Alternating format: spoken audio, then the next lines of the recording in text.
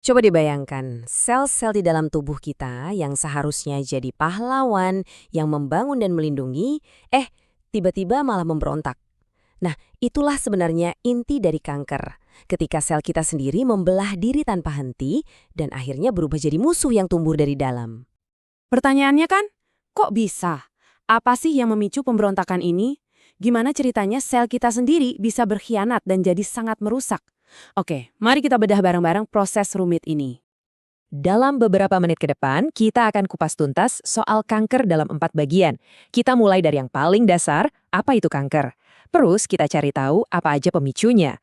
Setelah itu, kita ikuti perjalanan berbahayanya saat menyebar, dan yang paling penting, gimana pemahaman ini bisa jadi kekuatan buat kita. Oke, kita mulai dari awal ya. Sebenarnya apa sih yang kita maksud pas kita ngomongin soal kanker?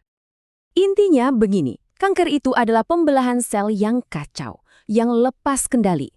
Tapi bukan cuma itu yang bikin dia bahaya. Kanker ini punya dua kekuatan super yang mematikan. Pertama, dia bisa menyerang jaringan sehat di sekitarnya. Dan yang kedua, yang paling ditakuti, dia bisa menyebar ke organ lain. Proses penyebaran inilah yang kita kenal sebagai metastasis. Nah, ini nih beda utamanya. Nggak semua benjolan atau tumor itu kanker. Coba lihat. Tumor jinak itu ibaratnya tetangga yang sopan. Dia memang tumbuh, tapi ya udah di situ aja, nggak ganggu. Tapi kalau tumor ganas, wah ini beda cerita. Dia itu penjajah, nggak cuma tumbuh tapi juga bisa menyebar. Kemampuan buat berpetualang ke bagian tubuh lain inilah yang mendefinisikan sesuatu itu sebagai kanker.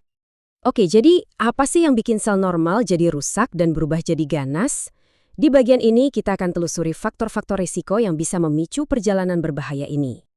Risiko kanker itu bisa kita bagi jadi dua kelompok besar. Pertama, yang nggak bisa kita apa-apain. Contohnya kayak faktor genetik atau bertambahnya usia. Dan kedua, nah ini dia, yang bisa kita kendalikan. Ini biasanya terkait sama pilihan gaya hidup dan lingkungan kita. Di area inilah kita sebenarnya punya kekuatan buat bikin perubahan. Kita ambil contoh salah satu biang keladi terbesar, merokok. Asap rokok itu isinya lebih dari 70 zat pemicu kanker loh. Zat-zat kimia ini kerjanya langsung merusak DNA sel kita. Nah, kerusakan inilah yang memicu pembelahan sel jadi kacau balau, yang akhirnya bisa berkembang jadi kanker di banyak organ, bukan cuma paru-paru. Dan coba lihat angka ini, 90%. Ini bukan sekedar statistik, ini bukti nyata. Bayangin, 9 dari 10 kasus kanker paru-paru itu penyebab utamanya ya merokok. Ini jadi pengingat yang keras banget ya, tentang gimana satu pilihan gaya hidup aja bisa punya dampak yang luar biasa besar. Selain rokok, gaya hidup lain juga punya peran besar. Minum alkohol misalnya.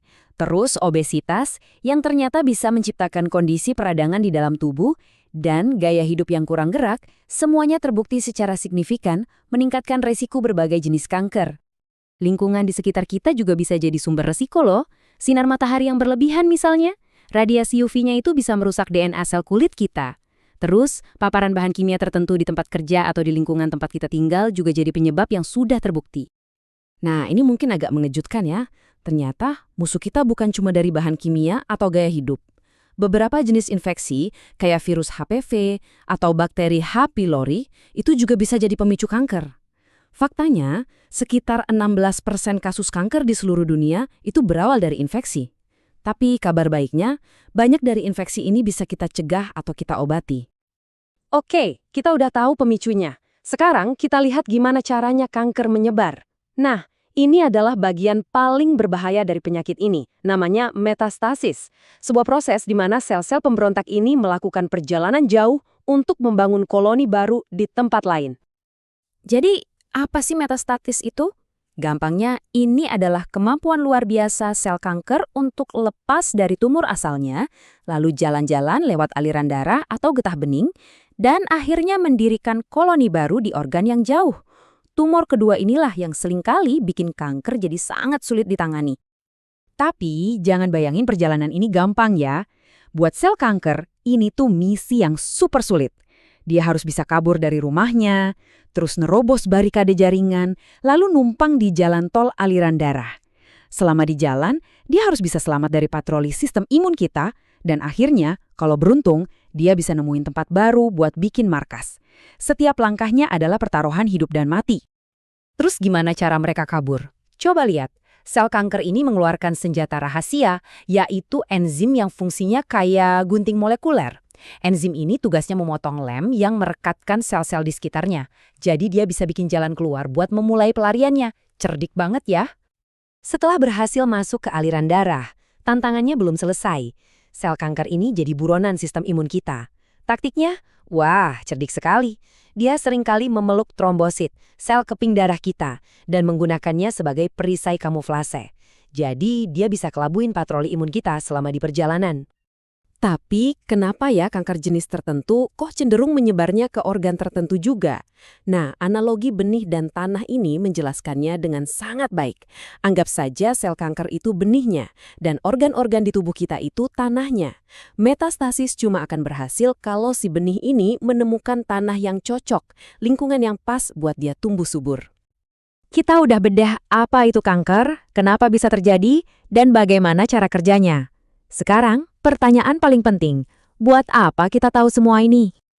Jadi, ini dia rangkumannya.